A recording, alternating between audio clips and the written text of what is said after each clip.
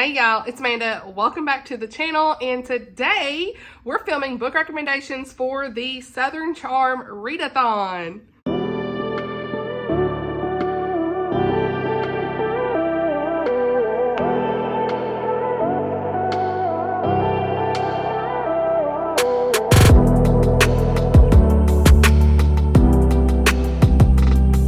You guys, so this is a little bit of a late video, but if you're still looking for any kind of recommendations for the Southern Charm Readathon and the prompts, you've come to the right place. We've got several of the co-hosts who have made some videos recommendations. They're going to be linked down in the description, okay?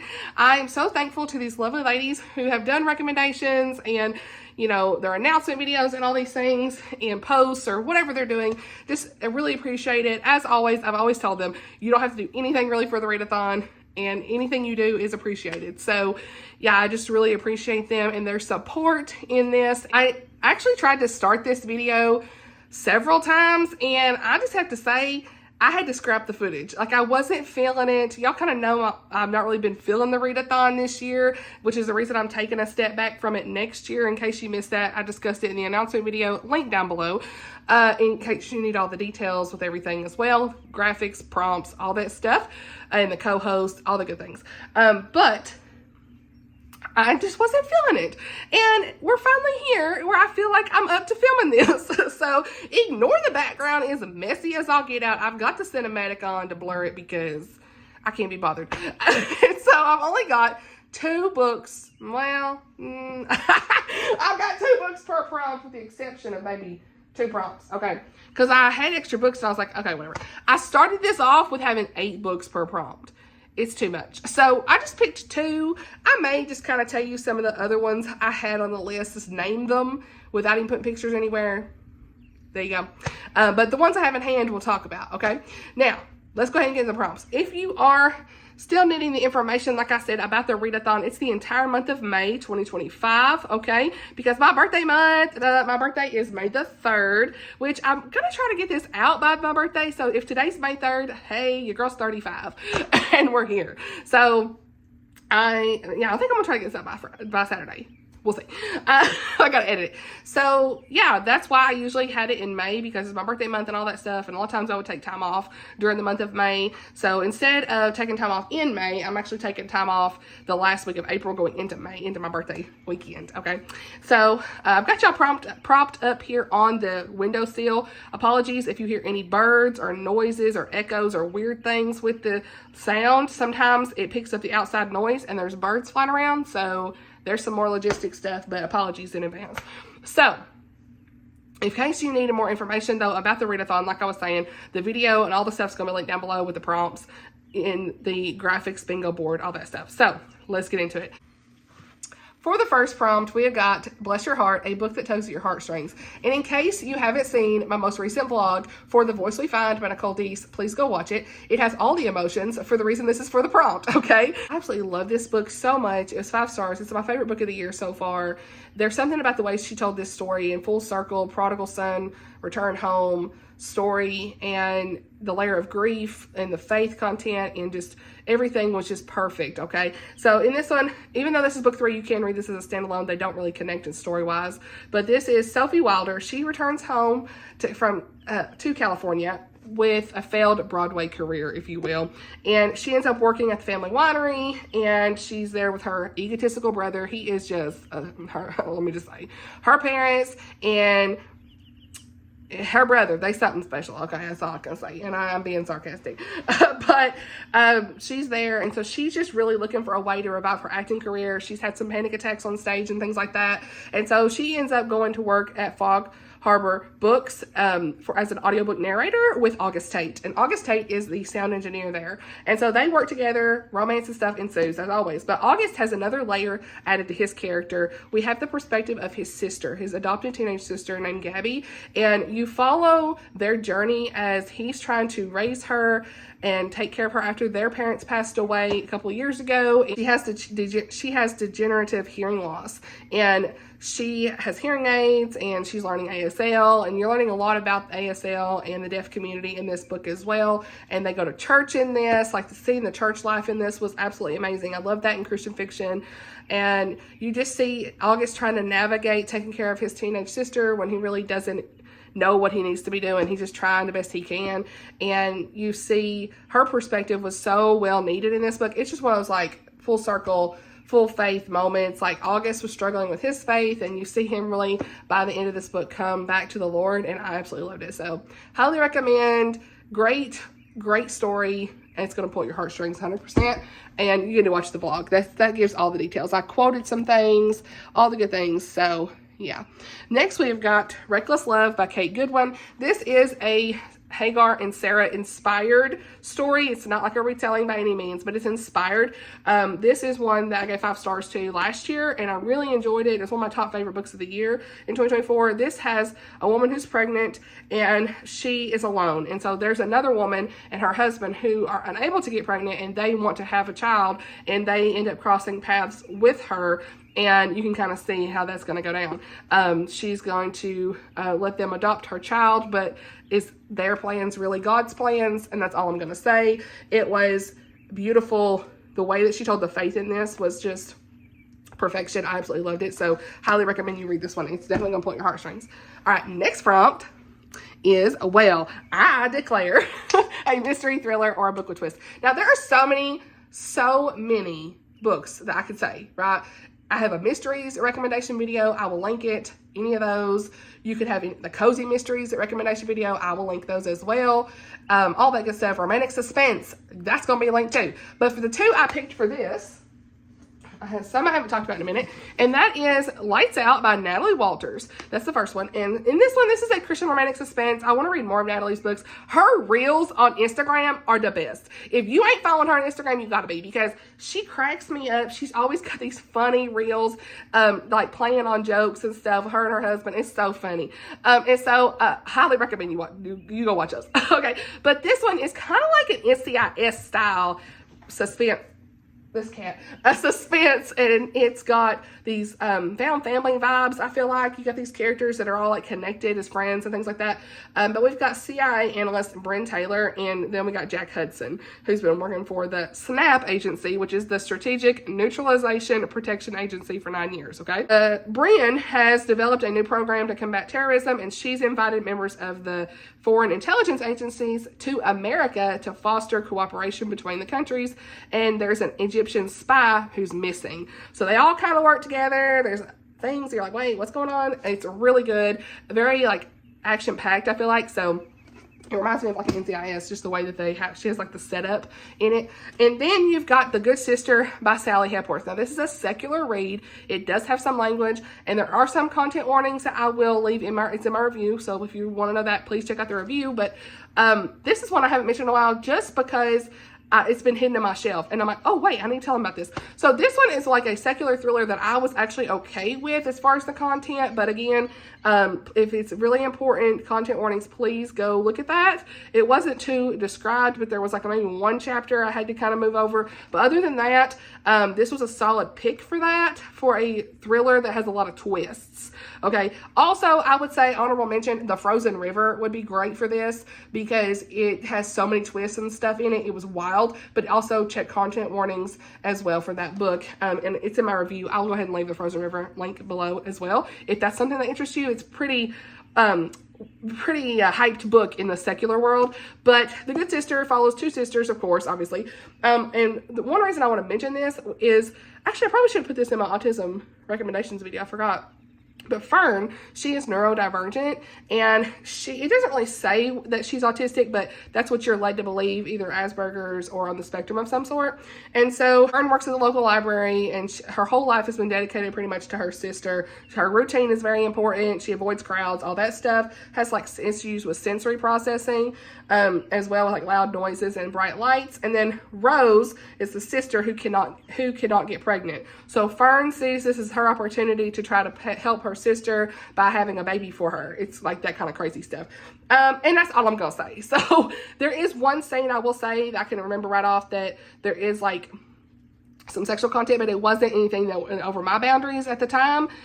So yeah, I read this within the last couple of years and I was okay with it. But again, grain of salt here. If you want another Christian option, you know, I've got plenty of recommendations in the videos below, but you could have like a Lynn H. Blackburn, Nancy Mail, Jamie Jo Wright, Natalie Walters, Angela Carlisle, like Colin Coble. All of those are great for this prompt as well. So I just wanted to mention the Good Sister again because, honey, that took me out. The twist in that, it took me out, didn't see it coming.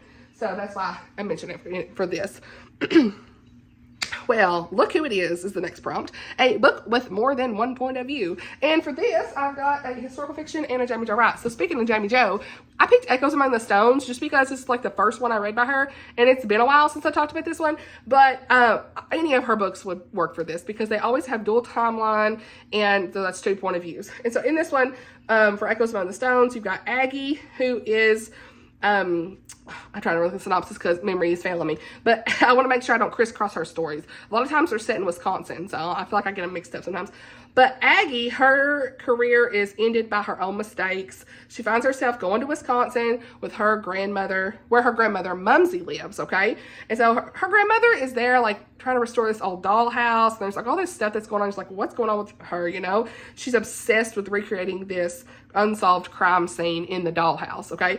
Well, there's a mystery, of course, that she's trying to figure out. Well, then we go to 1946, and the dual time, that's like modern day. Well, then you go back to 1946 in the other timeline, and you have Imogen Grayson, and she works in a beauty salon, and her young sister has been murdered, and she's trying to figure out that murder as well. So the way that Jamie Jo tied this in was great. I honestly didn't see it, and I gave this like a 4.5 to 5 star. I really liked it. So yeah, after I've read all her other books though, like they are so, like, look, Lost Boys of Baller Theater would be great. Vanishing at Castle Moreau. I mean, Spectres in the Glass House. Like, all these, they're so good that it's hard to compare her books. But I wanted to mention this one because it's been a while since I talked about it. So, yeah. Then we have got Embers in the London Sky by Sarah Sundin. This is a Christian historical fiction, and this has 2 points of view following a BBC reporter named Hugh Collingwood and our main girl of Alida from the Netherlands, 1940, London, Netherlands, all this stuff. So this says, just for clarity, as the German army invades the Netherlands in 1940, Alida, she escapes to London to wait it out. Separated from her 3-year-old son. So that's the whole thing. She gets separated from her 3-year-old son. And this story took me out. I was so connected to it because she's trying to just find her son. And it talks about how parents would send their children away for safety during World War II. And I didn't know a lot about that. So that was very interesting to learn about in here. And how people were separated and they would try to get back together and things like that. But she comes across BBC radio correspondent Hugh Collingwood. He's reporting on the Blitz, of course, and he is trying to boost morale without having censorship. Like, that's really important to him. It's hard to have like this fine line of truth and censorship of that. Hugh and Alida end up working together to find her son. He's helping that with his job position as well, because no one's wanting to listen to her. She's just desperate for someone to help her. It was great. The faith elements in this were really good too. So yeah, Sarah Sundin knows how to tell a good World War II story. I love it. So, and you follow both their points of view, so I thought I'd mention that one. Other ones, you know, I had any of the rom-coms are going to work for this, you guys. Yeah, there's so many. Any dual timeline, that's all going to count. So then we've got Home is Where the Heart Is, a book with a small town or set in a small town or has strong family themes. So for this, I have 2 books here. Okay, first we got Loyally Luke by Pepper Basham. I just have to throw this in here because this whole series really, Positively Penelope, Authentically Izzy, Loyally Luke, like these are all set in small towns and have very have very strong family themes, okay? Because you have cousins and texts and emails and letters, and I don't even know, I think it's just texts and emails, but I mean, there's so much fun with these cousins and the family dynamics in this one. So I added Loyally Luke to here. You can read them technically out of order. It's best if you start with Izzy, then Penelope, then Luke, but I got Luke for this one, okay? If you're not really someone who likes the epistolary novels, this one has the most narrative versus the text and emails and stuff like that. Okay, so the first one has the most, second one had like kind of half and half, and then this one has like as least as possible, just because Luke, he ain't send no emails, okay? He's not doing much of that. But Luke, he is like this just like this, I don't know, like grumpy man, I feel like. But he is like a handyman, you can tell. He's like fixing up this building, meets this princess, didn't know she's a princess kind of thing. And I just had so much fun with it. He loves black coffee and flannel, lots of solitude. I mean, he's literally like, I don't want no romance. I mean, you know from the first, look, I'm gonna tell you right now. You know from the first sentence, look. Oh, don't read this book. It's embarrassing and private. I have a feeling my youngest sister has paid some sort of homage to the, is that how you say that? I don't know. To the Hallmark pixies, and they've turned my world into a ooey gooey, a magical snow globe, nope, of romantic tropes. So yeah, there's lots of romantic tropes in this. It's fun. The family stuff, it's good. It's good. That's all I can say. Read it. I mean, come on, it's fun. Then we have got Between the Sound and Sea, two totally different books, by Amanda Cox. And I really liked her storytelling in this. It was like a lighthouse family saga type book. I think it was really well done. And I want to say it was at a small town too, probably. Yeah, like a North Carolina island. This would count for like set in the South as well, the other prompt here. So like these would count, a lot of these would count for multiple prompts, but this is about Josephine Joey Harris. And so she is trying to figure out stuff with the family, and an opportunity becomes to become, what am I saying, the temporary keeper of the lighthouse that has been decommissioned, okay? And so she takes the opportunity to escape to this small town that's right here. So yeah, this counts, okay? To oversee the restoration, okay? So she discovers lots of strange notes and things, and she's just learning about this lighthouse and the history of the old stone walls and things like that, and the keeper's log. It's really good. If you like lighthouse stories, this is definitely going to be for you. It's just a good contemporary fiction story. So lots of rumors and legends. I thought it was really good. So, okay. Other ones, is somebody mowing? Oh no, it's a plane. I was like, if somebody's out here mowing, honey, it's 10 o'clock. Oh my goodness. Sir, is it safe? I don't know. Some other ones for this prompt, Marmee would be great by Sarah Miller. It's probably more of like a wintry read just because the cover and everything. But it's like, after you read Little Women, you could read that. Definitely family themes. Wild Montana Skies by Susan May Warren. That's got like a cowboy, small town stuff going on. Tessa Afshar, Land of Silence has a family thread. Refugee by Alan Gratz has a family thread as well, of course, with all these different stories of them, refugees trying to make it somewhere safe. I Must Betray You by Rudis the Petties. That's another good one. I'm not putting these pictures on the screen. I'm just name dropping at this point. That's another good one with a lot of family stuff in it as well. So I probably should go back and tell you some more about it. It's fine. So then we've got Hold Your Horses, a slow burn romance or a book that takes time to unfold. And for this, I picked a couple I haven't talked about in a while as well. I'm trying to like pick books I haven't talked about in a couple years. What am I saying? Almost said The Roads. The Rose and the Thistle by Laura Frantz. Look, Laura Frantz is an author. I've got to read more of her books, you guys. I've read several. This is one that has a slow burn romance. It's Scotland. It's all the things I needed in a book. Like,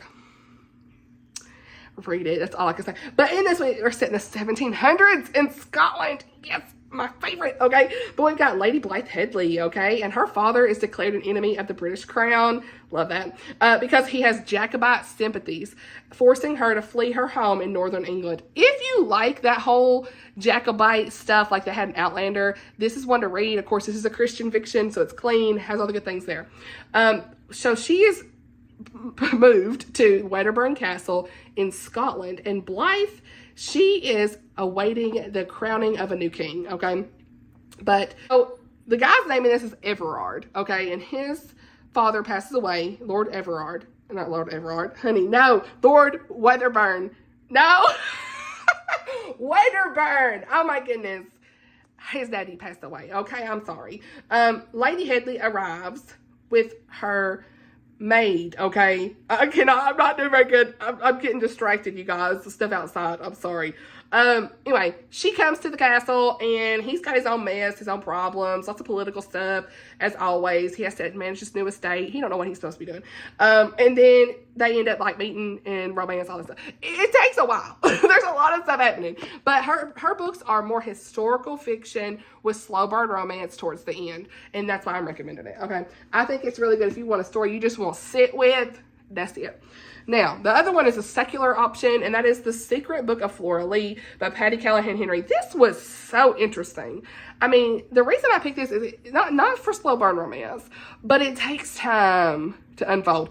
There are things in this that you're like, oh, I had no idea that was going to happen. So Patti Callahan can just tell a story. I'm sorry. Like, she really can.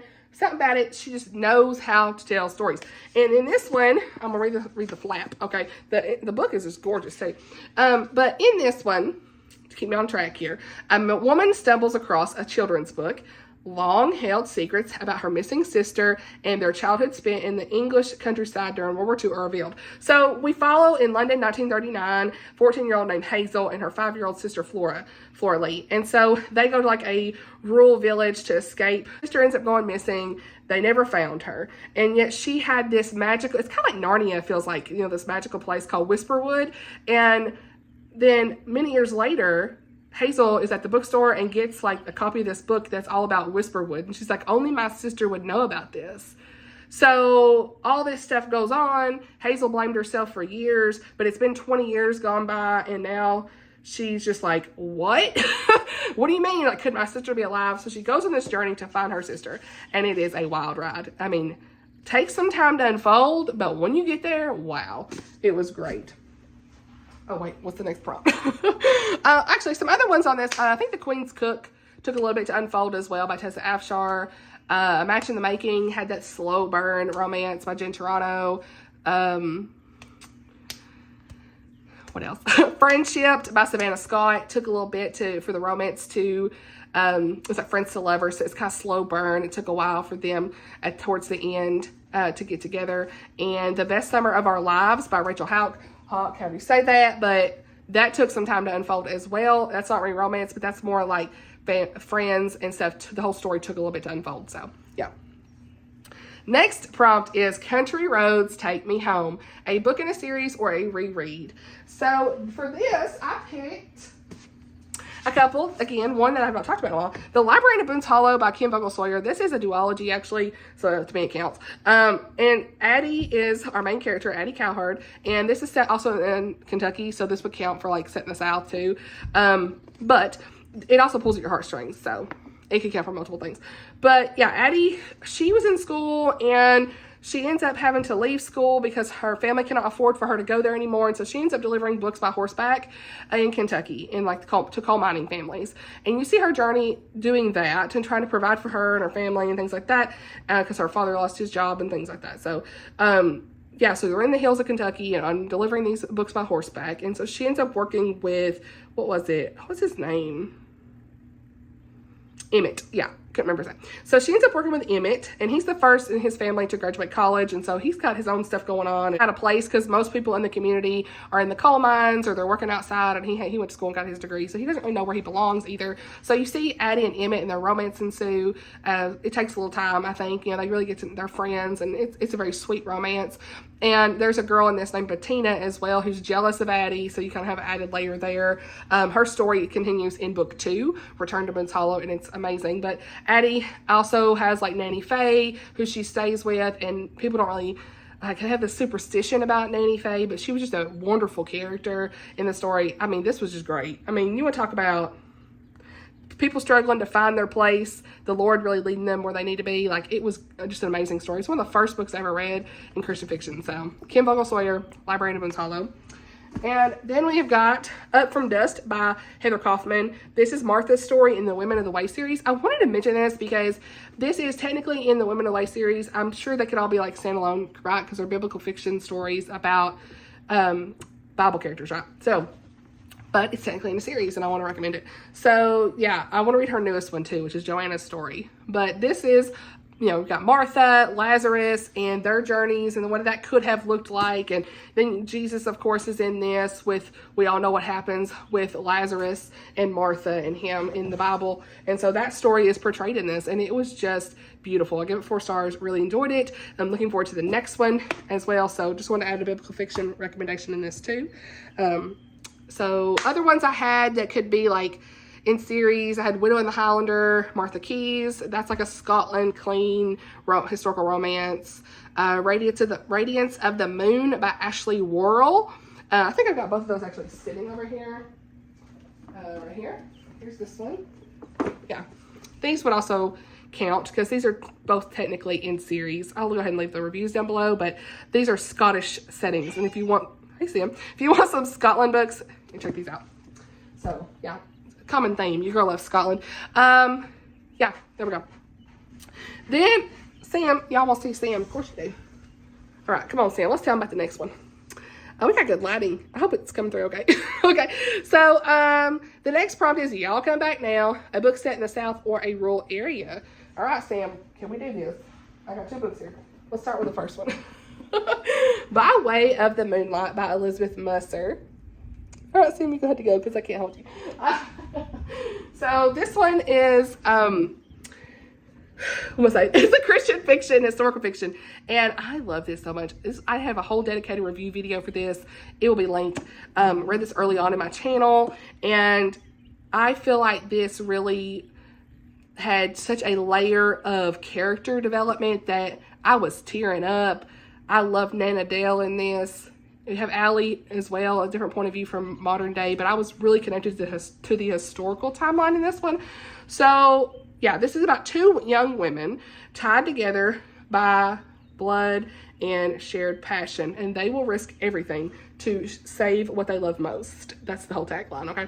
But in this one, we have Allie Massey, and she is like a therapist, and she is wanting to have this estate for her grandmother's, Nana Dale's, property. It's like a 10-acre estate to have a trauma recovery center using equine therapy. And I learned a lot about horse therapy in this book. I thought that was really nice because I didn't know anything about that. Unfortunately, her property, when the will is read, she's shocked to learn that it's being sold to a developer. So Allie is trying to figure all that out to see how she can keep her grandmother's property. Sam, what are you doing, sir? We're not doing this. Okay. This cat.